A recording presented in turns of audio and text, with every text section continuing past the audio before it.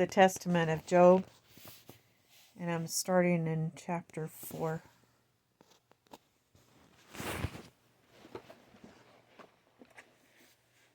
And my children, after having taken charge of the service, took their meals each day along with their 3 sisters, beginning with the older brother, and made a feast. And I rose in the morning and offered as a sin offering for them 50 rams and 19 sheep, and what remained as a residue were consecrated to the poor. And I said to them, take these as residue and pray for my children. Perchance my sons have sinned before ours are all these goods. Why should we be servants of the poor? And God, for the overbearing pride, is an abomination before the Lord. So I brought oxen as offerings to the priest at the altar, saying, may my children never think evil towards God in their hearts. While I lived in this manner, the seducer could not bear to see the good I did, and he demanded the warfare of God against me. And he came upon me cruelly.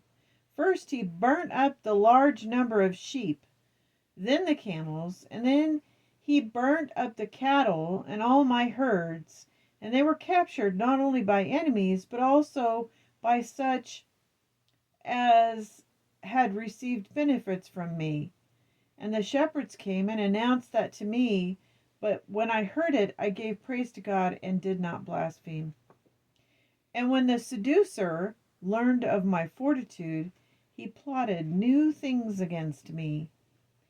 He disguised himself as the king of Persia and besieged my city. And as he had let off that there were therein, he spoke to them in malice, saying in a boastful language, this man Job, who has obtained all the goods of the earth and left nothing for others, has destroyed and torn down the temple of God. Therefore shall I repay to him what he has done to the house of the great God. Now come with me, and we shall pillage all that is left in his house. And they answered and said to him, he has 7 sons and 3 daughters. Take heed for fear that they flee into other lands, and they may become our tyrants, and then come over us with force and kill us. And he and the rest have I captured, and his children shall I kill. And having spoken in this manner, he went and threw the house upon my children and killed them. And my fellow citizens, seeing that what has said by him had become true, came and pursued me and robbed me of all that was in my house. And I saw with my own eyes the pillage of my house, and men without culture and without honor sat at my table and on my couches, and I could not remonstrate against them. For I was exhausted like a woman with her loins let loose from multitudes of pain, remembering chiefly that this warfare had been predicted to me by the Lord through his angel. And I became like one who, when seeing the rough sea and the adverse winds, while the landing of the vessel in mid-ocean is too heavy, cast the burdens into the sea, saying, I wish to destroy all this, only in order to come safely into the city, so that I may take as profit the rescued ship and the best of my things. In this manner I managed my own affairs. But there came another messenger and announced to me the ruin of my own children, and I was shaken with terror. And I tore my clothes and said, the Lord has given, the Lord has taken. As it is deemed best to the Lord, in this way it has come to be. May the name of the Lord be blessed. Chapter 5. And when Satan saw that he could put me to despair, he went and asked my body of the Lord in order to inflict plague on me, for the evil one could not bear my patience. Then the Lord delivered me into his hands to use my body as he wanted, but he gave him no power over my soul. And he came to me as I was sitting on my throne, still mourning over my children. And he resembled a great hurricane, and turned over my throne, and threw me upon the ground. And I continued lying on the floor for 3 hours. And he smote me with hard plague with the top of my head to the toes of my feet. And I left the city in great terror and woe, and sat down upon a dunghill, my body being worm-eaten. And I went to the earth with the moistness of my sore body, for matter flowed off my body, and many worms covered it. And when a single worm crept off my body, I put it back, saying, Remain on the spot where you've been placed until he who has sent you will order you elsewhere. In this way I endured for 7 years. I endured for 7 years, sitting on the dung hill outside the city while being plague-stricken. And I saw with my own eyes my longed-for children carried by angels to heaven, and my humbled wife, who had been brought to her bridal chamber in such great luxuriousness, and with spearmen as bodyguards. I saw her do a water carrier's work like a slave in the house of the common man, in order to win some bread and bring it to me. And in my sore affliction I said, Oh, that these braggart city rulers, whom my soul not have thought to be equal with my shepherd dogs, should now employ my wife as a servant. And after this I took courage again. Yet afterwards they withheld even the bread, that it should only have her own nourishment. But she took it and divided it between herself and me, saying woefully, Woe to me! Forthwith he may no longer feed on bread, and he cannot go to the market to ask bread of the bread sellers in order to bring it to me that he may eat. And when Satan learned this, he took the guise of the bread seller, and it was as by chance that my wife met him and asked him for bread, thinking that it was that sort of man. But Satan said to her, Give me the value, and then take what you wish. After that she answered, saying, Where shall I get money? Do you not know what misfortune happened to me? If you have pity, show it to me. If not, you will see. And he replied, saying, If you do not deserve this misfortune, you would not have suffered all this. Now, if there is no silver piece in your hand, give me the hair on your head, and take 3 loaves of bread for it, so you may live on there for 3 days. And she said to herself, What is the hair on my head in comparison with my starving husband? And so after having pondered over the matter, she said to him, Rise and cut off my hair. Then he took a pair of scissors and took the hair off her head in the presence of all, and gave her 3 loaves of bread. Then she took them and brought them to me, and Satan went behind her on the road, hiding himself as he walked, and troubling her heart greatly. Chapter 6. And immediately my wife came near me, and crying aloud and weeping, she said, Job, Job, how long wilt you sit among the dunghill outside of the city, pondering yet for a while, and expecting to obtain your hope for salvation? And I have been wandering from place to place, roaming about as a hired servant. The memory has already died away from the earth.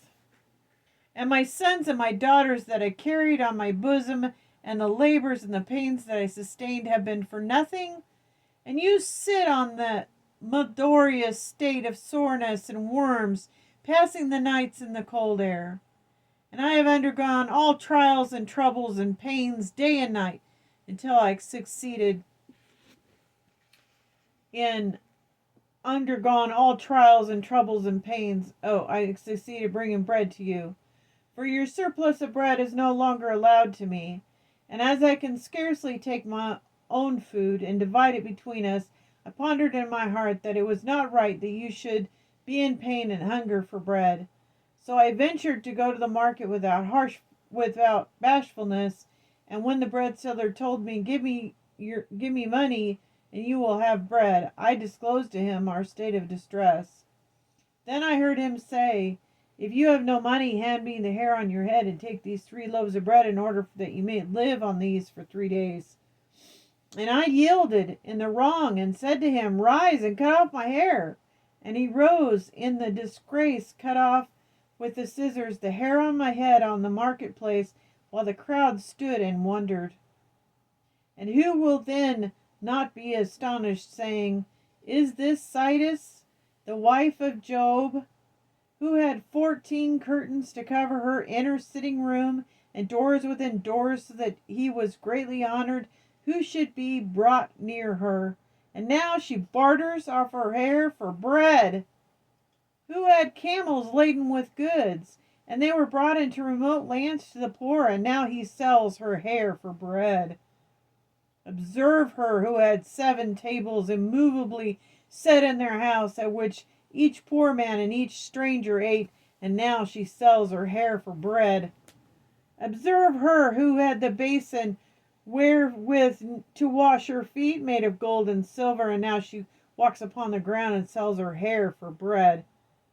Observe her who had her garments made of fine textured linen interwoven with gold, and now she exchanges her hair for bread. Observe her who had couches of gold and of silver, and now she sells her hair for bread.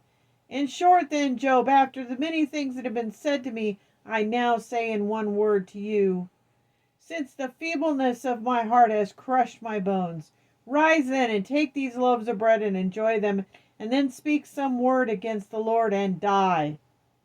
For I too would exchange the torpor of death for the sustenance of my body. But I replied to her, I have been for these 7 years plague-stricken, and I have stood the worms of my body, and I was not weighted down in my soul by all these pains.